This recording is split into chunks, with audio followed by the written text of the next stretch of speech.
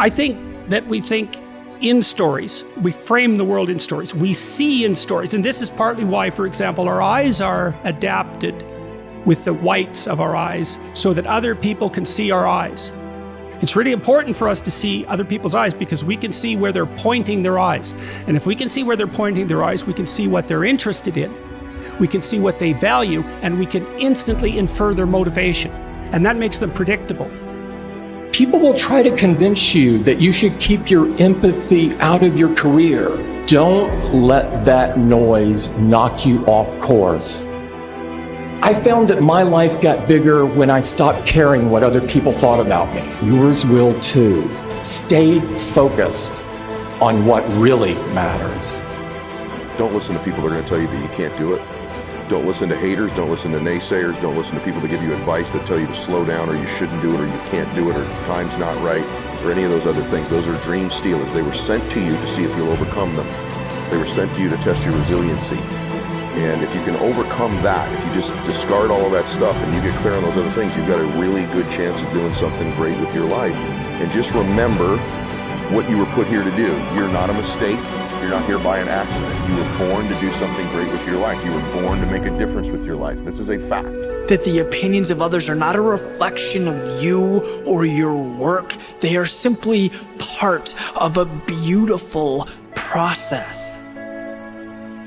I can promise you that tomorrow the sun will rise. I can promise you that 2 and 2 will give you 4. And I can promise you that anything worthwhile in life will have its doubters, its haters, and its cynics. You will have people who want to pull you down before you begin the climb. But they are not the problem, nor the tragedy. Their existence is guaranteed. Oh, they'll be there.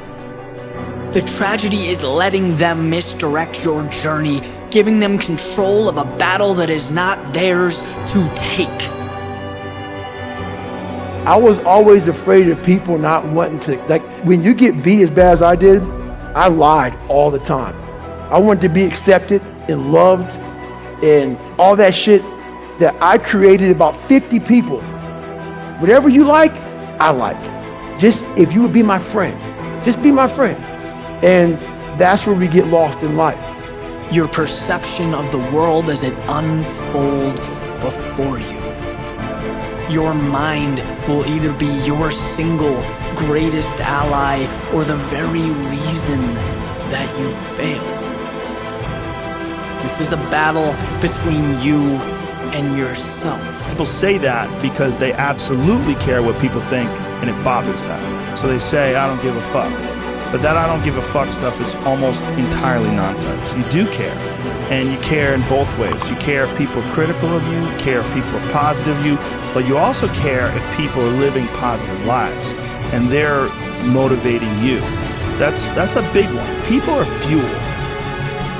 Someone else's comment is unlikely to bring you to a halt unless you value that comment.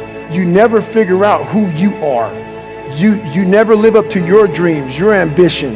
You live up to what whoever is around you that you like so much, that you want to emulate and be like so much. You live their dreams. You lose your power. You lose your power. The ultimate power is owning yourself. Don't listen to anyone. Everybody's scared. Everyone tells you how things worked out, but it worked out for you that way. So don't listen to anyone because their experience is unique to who they are. Mm-hmm. You know what I mean? And then a lot of people will try to put their fears on you. You can't do that. No, you can't do it. You know what I'm saying? So they just projecting. They're putting things that they don't believe that they can do on you. My uncle said I never sold 1 million records. I sold 1 million records like 1 million times. So he was, I'm sure I'm his nephew. I don't think he meant any malice. He wanted the best for you, but he just was projecting his fears and things that, are you crazy? How are you going to do that? How? I'm sure there's things that I do now that he can't believe that I was able to accomplish. But he couldn't even see it at the time. So he was just projecting, putting his fears on me. So the whole thing is just, and always believe you're great even before anybody else believes it. You gotta draw the line a little bit earlier, but without going nuts. If I let you know that whatever you just said to me bothers me, bro, I can expect you to just keep getting after that thing until I snap.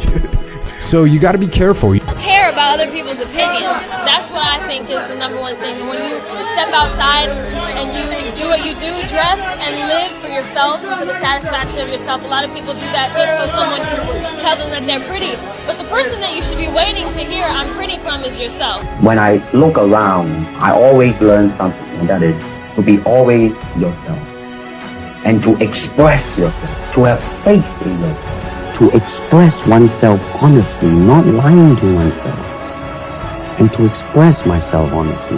That, my friend, is very hard to do. Give up because people told you no. Your attitude is, if I have to believe my whole life, I'm not going to stop believing. I'm not going to take no for an answer. I'm not going to settle for mediocrity. I'm going to keep pursuing what was in my heart.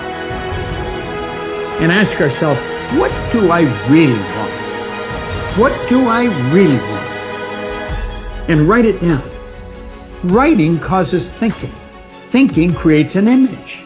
And you get these images going, you're building a vision in your mind. It's the visionaries that's changed the world. Think of that. That we forget it all starts from here. Everything starts from here. If you're not mentally ready, you're never really physically prepared. And that's where the preparation starts. What would your life be like as you look toward the future if you decided, I'm not going to allow my fears to stop me? And I'm saying to you, whatever you got to do it, because if you don't, life is going to whoop you until you surrender. You have to bring about change, the miracle-working power that you have within yourself to do the things that you want to do. When you start to connect to your true nature, suddenly there's energy available for you to set a higher standard for what you want in your life.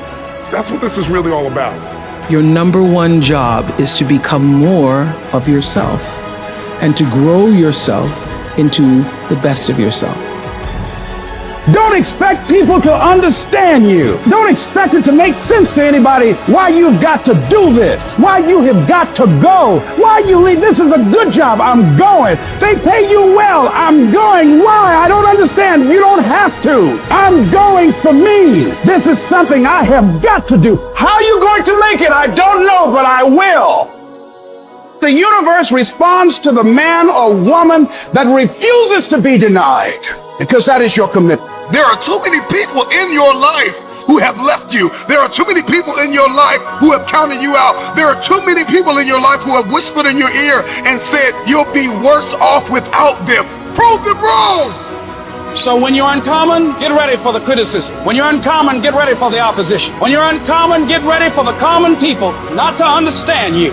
If I decided to experience the fear of rejection, the fear of no, the fear of people not liking me, what else is available? Of taking a chance, a fear of losing it all. What else is available to me?